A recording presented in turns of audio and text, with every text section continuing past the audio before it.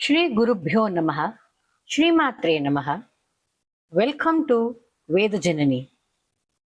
Narayaniyam, Dashakam 30, Vamanavatara. Dashakam 30 will be chanted in Vrittam Vasanta Tilakam.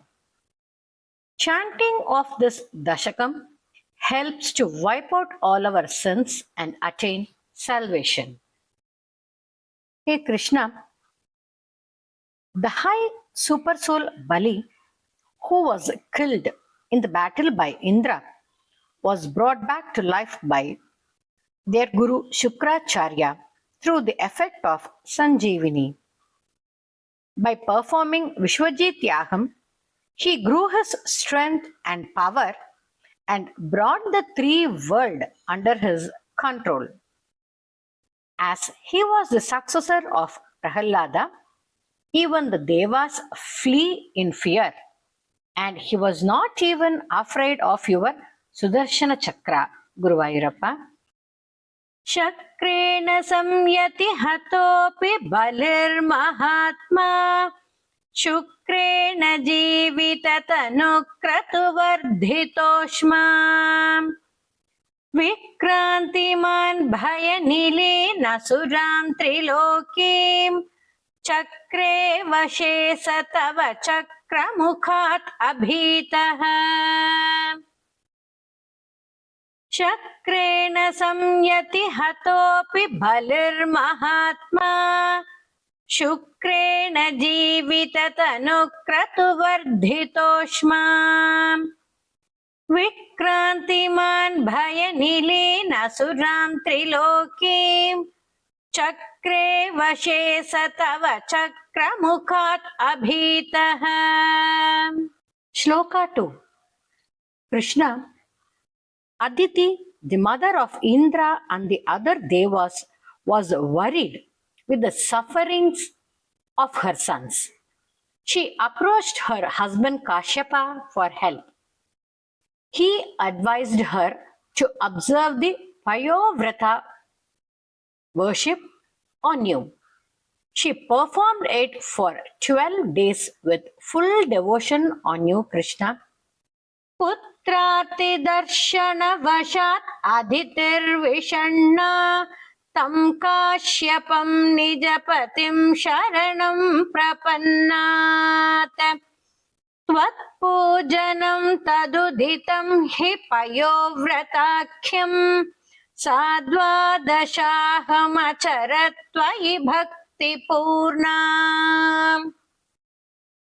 पुत्रार्तिदर्शनवशात् अदितिर्विषण्णा तं काश्यपं निजपतिं शरणं प्रपन्नात् त्वत्पूजनं तदुदितं हि पयोव्रताख्यं साद्वादशाहमचरत् त्वयि भक्तिपूर्णा. Shloka 3. On concluding the Payovrata Vratam, Krishna, you appeared before her. You were with bluish hue body and with 4 arms. She bowed down saluting you, and when you told her that you would be born as a son to her, but it has to be kept completely confidential. तस्यावधौ त्वयि निलीनमतेर्मुहस्याः श्यामश्चतुर्भुजवपुः स्वयमाविरासिः नम्रां च तामिह भवत्तनयो भवेयं गोप्यं मदीक्षणमिति प्रलपन्नयासिः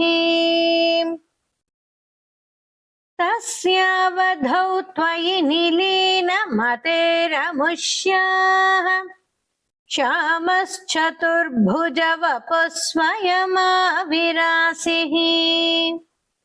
नम्रां च तामिह भवत्तनयो भवेयं गोप्यं मदीक्षणमिति प्रलपन्नयासिः. Shloka 4. Guruvayurappa, you thereafter reached the womb of Aditi as the seed emanating from the power of austerity of Kashyapa.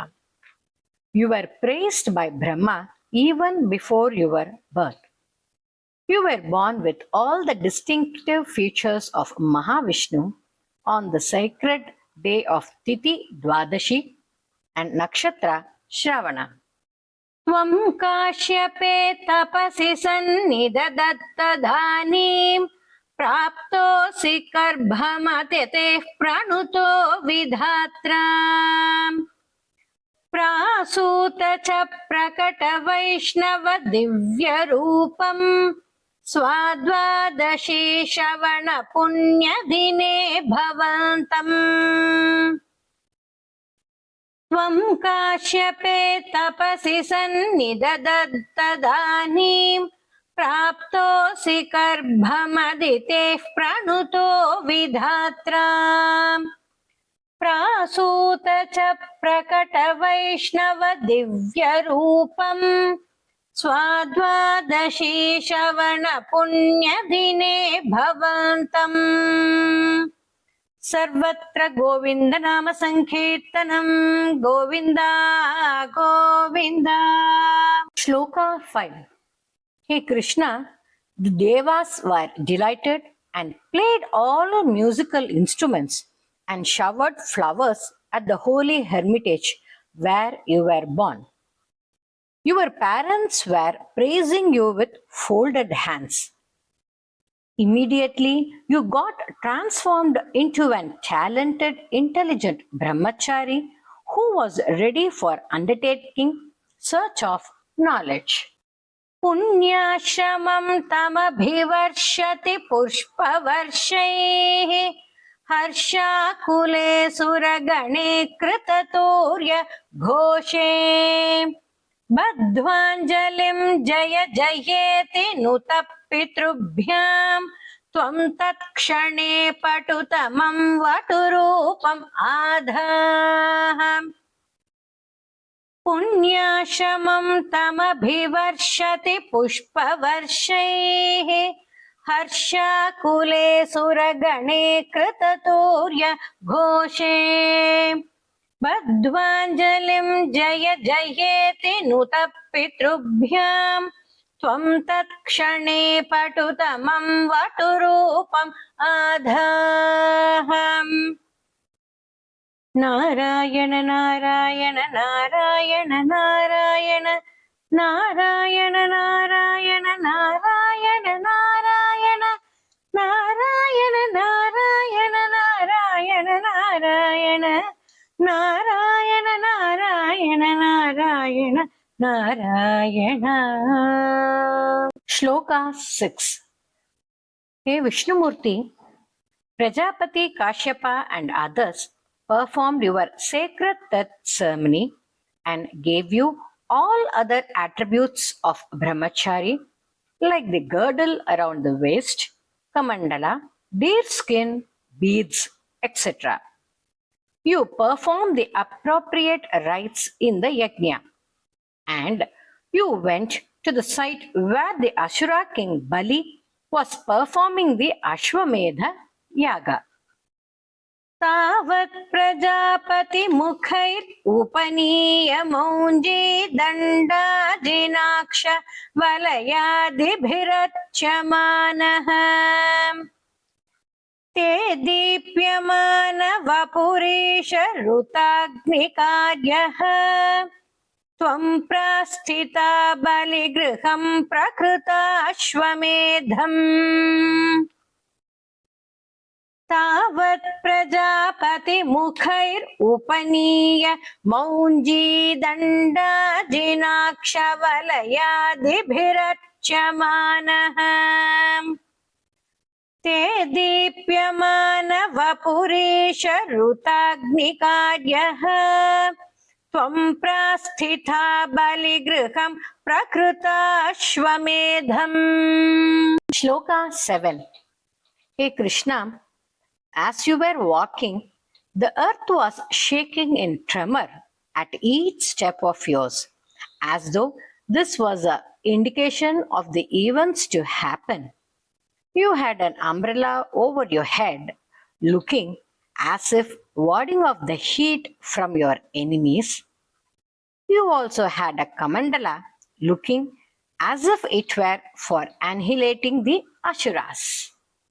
गात्रेण भावि महिमोचित गौरवं प्राग् व्यावृण्वतेव धरणिं चलयन्नयासिः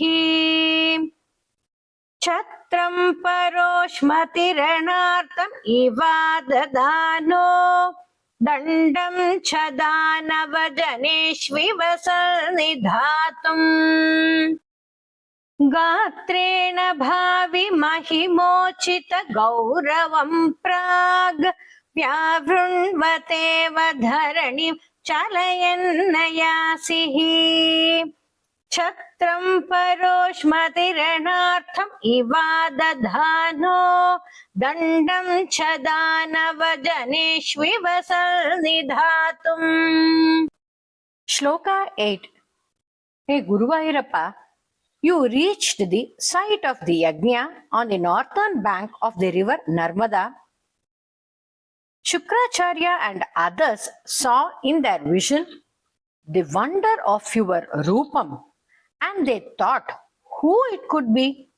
Could it be the sun god or the god of fire, or could it be the sage Sanat Kumara? Who was he? तां नर्मदोत्तरतटे हयमेधशालाम् आसे दुषित्वयि रुचा तव रुद्धनेत्रैः भास्वान् किमेष दहनोऽनु सनत्कुमारो योगीनुकोऽयमिति शुक्रमुखैः शशङ्के तां नर्मदोत्तरतटे हयमेधशालाम् आसे तुषित्वयि रुचा तव रुद्धनेत्रैः भास्वान् किमेष दहनोऽनु सनत्कुमारो योगीनुकोऽयमिति शुक्रमुखैः शशङ्के. Shloka 9. Hey Krishna, you were welcomed with your cute form by sages like Shukracharya, Bhrigu, and they escorted you to the Ashura king Bali. King Bali washed your feet and sprinkled the water which could transform even holy waters into the more sacred water, and sprinkled the water in his head. आनीतमाशु भृगुभिर्महसाभिभूतैः त्वां रम्यरूपमशुरपुलकावृताङ्गः भक्त्या समेत्य सुकृति परिनिज्य पादौ तत्तोऽयमन्वधृतमूर्धनि तीर्थतीर्थम् आनीतमाशु भृगुभिर्महसाभिभूतैः त्वां रम्यरूपमशुरपुलकावृताङ्गः भक्त्या समेत्य सुकृति परिनिज्य पादौ तत्तोऽयमन्वधृतमूर्धनि तीर्थतीर्थम्. Shloka 10. Hey Krishna, the son of Diti, the Ashura Bali, was very fortunate by the glory of being born in the lineage of Prahlad, or by having performed sacrifices, that is yajna, or by doing services to the holy men to get this holy water from your feet. Hey Guruvayurappa, this water was so sanctified as Shiva himself would like to sprinkle it on his head. Krishna, please protect me also, Krishna. प्रह्लादवंशजतया कृतुभिर्द्विषेषु विश्वासतो तदिदं दितिजोऽपि लेभे यत्ते पदाम्बुगिरिशस्य शिरोभिलाल्यं सत्वं विभो कुरु पुरालय पालयेथाः प्रह्लादवंशजतया कृतुभिर्द्विजेषु विश्वासतो नु तदिदं दितिजोऽपि लेभे यत्ते पदाम्बुगिरिशस्य शिरोभिलाल्यं सत्वं विभो गुरुपुरालय पालयेथाः. As the next Dashaka is the continuity of Vamanavatara, we don't chant Sharvatra Govinda Nama for this Dashakam.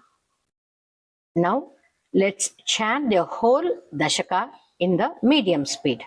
Shakrena samyati hatopi balirmahatma Shukrena jivita tanukratvardhitoshma विक्रांतिमान भय निलीन असुरां त्रिलोकीं चक्रे वशे सतव चक्रमुखादभीतः पुत्रार्तिदर्शन वशात् अदितिर्विषण्णा तं काश्यपं निजपतिं शरणं प्रपन्नात् त्वत्पूजनं तदुदितं हि पयोव्रताख्यं साद्वादशाहमचरत् त्वयि भक्तिपूर्णा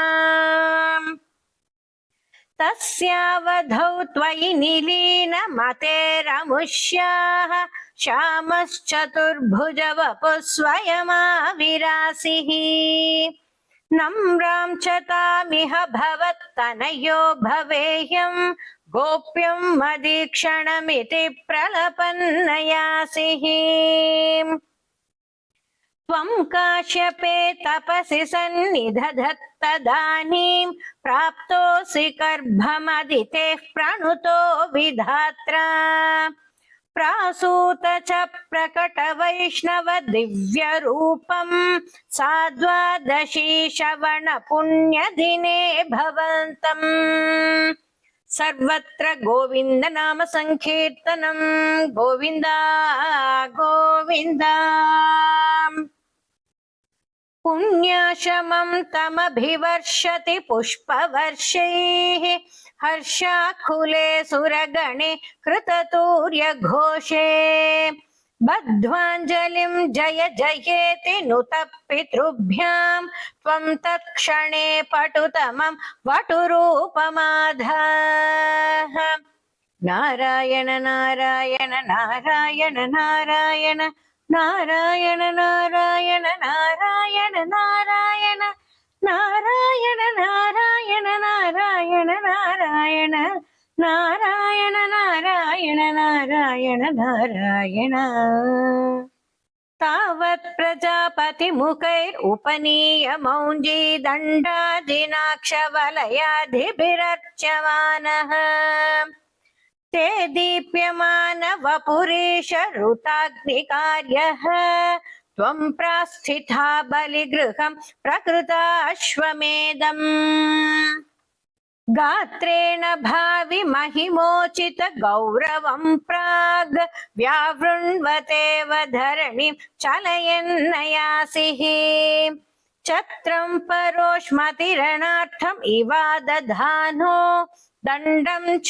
दानवजनेष्विव सन्निधातुम् तां नर्मदोत्तरतटे हयमेधशालाम् आसेतुषी त्वयि रुचा तव रुद्धनेत्रैः भास्वान् किमेष दहनोऽनु सनत्कुमारो योगीनुकोऽयमिति शुक्रमुखैः शशङ्के